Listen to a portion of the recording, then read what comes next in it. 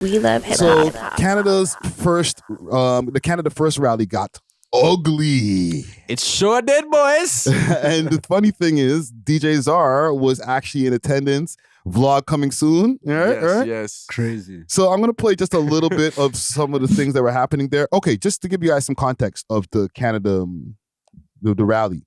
So basically, that was a rally, and you can help me out with this, Czar. Actually, let me know what the rally is. You break it down. Well, this is what I knew about it. There's a guy, he goes by Puck Daddy 93. Puck Daddy's crazy. I'm just calling Puck, all right? Because I'm not calling him Puck Daddy. But, you know, I think he is considered a right-wing guy that, you know, has his own issues about mass migration in Canada. Okay. Some people say he's aligned with white supremacist groups. I don't know. Those are just allegations, right? So he hosted this like Canada First Day, Canada Patriot Day, where, you know, you'd meet up at Christie Pitts and you'd protest mass migration and, you know, promote Canadian assimilation and, you know, putting Canada first, right? Because for a lot of people that are considering themselves Canadian, they feel disenfranchised. They feel like, you know, the migrants are getting priority, etc. Right? So that's what I thought I was going to. I thought I was going to go there. There's going to be some Canada, Canada. I'm thinking I'm going to hear the national anthem, right? I go there. There's a couple red tents for the Canada First thing, and I think they have a march. But then I see a bunch of blue tents, and they have like the anti-Canada First, like go home fascists, immigration to all, everyone is legal type crowds. I see. Wait, I just have a. Is it fair? Like, okay, if I organize a protest to say, okay, this is my cause, we're just trying to bring awareness to my cause. If my ops, like my cause's ops, pull up to my protest, is that fair? It's not always opposition. It is fair because everyone has the right to protest. So like, let's say like there's like a pro-Palestine protest right here across the street. They could do a pro-Israel one. And like legally, what are you going to say? Like he didn't book the park. You know what I'm saying? Like he didn't. Okay. It was like a private venue. It's a public property, right? Yeah. Okay. So before you continue, yeah. That's the context that good context that we need. I'm going to play a news clip here from CTV News. Counter-protesters filled Christie Pitts Park today to make their voices heard. The divide over immigration and identity played out loudly, with both sides refusing to back down. You might see me here. Did you see this guy? Gathered, carrying signs and chanting, with tensions on both sides. The Canada First rally drew attention, with organizers saying they want to stand up for what they call Canadian values and push back against mass immigration. At the end of the day, when you allow millions of people from other countries around the world, it puts strain on our resources. Rally organizer Joe Anajar says his message is about prioritizing Canadians. I want to make it clear that this country means the world to me. Our history, our culture, our identity, and that's what this movement is about. It's about Canadians first. There's no room for violence. We're allowed to share our views. We're allowed to have different opinions. A counter-protest titled No to Hate, Yes to Immigrants held their own demonstration. They say immigration is and wanted to show solidarity with newcomers. We're here to basically say that racists aren't welcome in our park and in our community, and actually in any community. We don't believe that immigrants are to blame for the economic crisis that a lot of people are experiencing.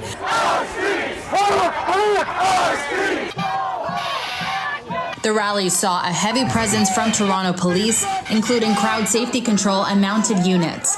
Councillor for the area, Diane Sachs, denounced the rally and said she believes the location was chosen deliberately, given the park has a storied history. Christie Pitts is the site. Okay.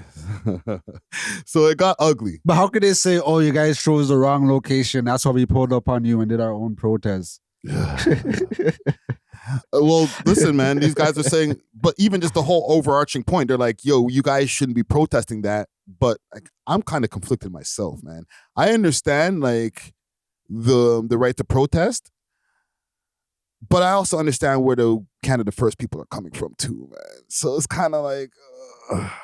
Let me tell you something, bro. As someone who was interacting with both sides, just say your experience. My experience there, bro. I'm talking to everyone. You know what I'm saying? So I'm talking to the Canada First people. They're saying the same things that, like, honestly, we talk about all the time. Yeah, we're all immigrants or products of immigration. We just want when people come here to abide by the Canadian values. You know what I'm saying?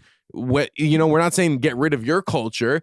but it's like everyone kind of understands. It's like an unspoken thing. We know what Canadian values are. Yeah, you know, respect you hold ours. the door, Yeah. you know, please, thank you, whatever. It's small things, but like it goes above that as well, you know? Yeah. 1, 2, whenever I try to speak to the other side, at first, like I approach them, I have a camera, I have a mic, so they're already kind of sketchy. As soon as they determine that like my line of questioning is not just fully agreeing with them, I begin to get insulted. When you say them, you mean like the liberal side? The left, because you know what? They are labeling the other side fascist. I kept hearing that word, fascist, stop the fascist, down with fascism, right? These guys don't know what real fascism is. Like, you know, all of us at the end of the day are in the West. We're in a privileged position compared to the rest of the world. Even the people on the far left are benefiting from being in Canada. And you know, we often hear the argument about, you know, it's on Indigenous land. I was about to bring that. Okay, we can't all be on the same side, so I'll go on the other side for the argument. Yeah. They're saying Canada first, but even that, they weren't even out here first. Yeah, it's true. So like, what Canadian values are we trying to get back to, you know? Because we could even say, no, that wasn't the beginning. Let's not go back to those values. Let's go back to the original. The original values, and if we are to follow that like line of reasoning, it would be a far more, you know, desolate and violent place if we go back to like just tribal indigenous warfare, which was happening here. It wasn't like it was all like butterflies and rainbows. Are you saying indigenous people are violent? I think humans are violent, yeah. I think every human group, whatever ethnic group, has had to go through violence. And I'm not saying anything crazy, you know? Like, I think every group, every human has the propensity for violence. Don't try to get me wrapped up in that. Don't try to get the leader of the debate club out there. But I handle that. That's true. Yes, every group is violent, but some groups are more violent than others. And I cannot deny that, like, you know, the colonial history of Canada is so gruesome that I hear the other side. However, imagine you're telling people that, like, you're on stolen land while you're on stolen land. Yeah. Okay. You're a white person with blue hair telling me that I'm on Indigenous land. You are also on Indigenous land. So they start saying, I heard a lot of this. Go back to Europe. Go back. And these are white people saying this to white people. The leftists were saying this? Yes. That's crazy. And I never knew like who to page because I'm like, maybe he's native. You know, like if you're native, like I'm allow it, you know? And at the end of the day, like nation forming is usually not like a peaceful process. Yeah. You know what I'm saying? Any nation, right? Was there a vibe of, because like I feel like some of those people are like, I guess from the left or quote unquote left, were feeling that, I guess that group, the Canada First group, were a bunch of supremacists or racists. Yes. And they thought that everyone was... What did you see some of those there? No. Well, maybe they're closed-minded. Like maybe they're like secretly racist. I don't know. You know what I'm saying? Like there's always that possibility. But they were saying that, oh, those who are on the Canada First side are anti-immigration. That was not the case at all. The majority of people from the Canada First side are products of immigration, oftentimes first generation. Yeah. They are just merely trying to preserve whatever cultural heritage that they believe Canada is supposed to represent. And that leads to a question, what is Canadian identity? Because I was about to say that. It's so recent and most of our identity is built on cultural pluralism of having different people from different things. Yeah, right? yeah. But you grew up in Canada, I grew up in Canada. We all grew up with different diversities, you know, like different cultures, whatever. We kind of like, it's almost unspoken where like we understand like the Canadian way. It's kind of almost hard to describe, but it's almost like a demeanor. I don't know. That's what I think. Like, I can't tell you like this makes you Canadian, you know? I know what the stereotypes are usually like, you know, we're polite, we say sorry. But and diversity was always included in Canadian culture. And those guys are not anti-diversity. I think they just want it to match the growth rate of the economy and, you know, our logistics. Like it can't just be overwhelmingly just thrown at once. Let me try to think of what they would say to retort you. If the government is literally bringing these people in, then is that not proper migration or immigration or whatever? Like, because you're saying that they're not against immigration, they just want to go through proper channels. Yeah. But if the government is literally paying these people to forward, you know what I mean? Then like, is it their fault or is it more so a systematic? It's the government's fault. And I feel like even when we were discussing off camera, the solution or what you've noticed, and maybe you could bring it back up again, like a lot of it the fight is not really with each other. It's the government who fucked it up in the first place. It's the elite class of people who are benefiting from cheaper labor. And first of all, there are a lot of illegal migrants, way more illegal migrants than we had in our. So it's not like the government's bringing in the illegal migrants. Are they allowing it? Yes. And there are a lot of people who work for the government who want illegal migrants to be able to have the same kind of access that regular Canadian citizens have. And they want instant citizenship for everyone, right? Now, for a lot of us who are second generation, first generation, we understand that there is a process, a due process that people have to do to become Canadian. Yeah. You know, you got to pass a test. You got to know the Charter of Rights. You got to know a little bit of the history. You know what I'm saying? And that's for any nation. Actually, a lot of countries don't even let you become a citizen, even if you've been living there for 5-10 years. Like, you can't even have 2 citizenships. That is true. Well, I'm thinking of my upbringing, right? Because you're talking about Canadian heritage and stuff. Yeah. Everything culturally was either Jamaican or Caribbean. You know what I mean? For like, you. Yeah, growing up. Like, I was overwhelmed with Jamaican culture. So I feel like, is it crazy for them to be like sticking to their culture as well when they're out here? Not at all. Not at all. And everyone, I think, should preserve their cultural identity, you know, that their original cultural identity. But it's also like you can preserve that without like disregarding trying to be Canadian. If you go to Japan right now, yeah, you could do your thing. Don't cross your legs on a train. It's disrespectful to their etiquette. You know what I'm saying? For example, like that's a small thing, but like it's those cultural nuances that show that you respect where you're at. Whereas if you totally disregard it and say, so you like know, pooping on the beach and them thing there. Yeah, like we don't do that here. You know what I'm saying? Or putting bare feet up on the TTC and stuff like that. I saw some videos of that too. Madness. Yes, but I'm not gonna just say that because there are Canadians who were born here who be balling up on TTCs now. You know what I'm saying? Too. Like, and I dare you to tell them not to. You know what I'm saying? I tried, and the man asked me if I wanted to go viral. And I was like, no. Exactly. No. So, you know, it comes from, I think it all stems from a disregard or disrespect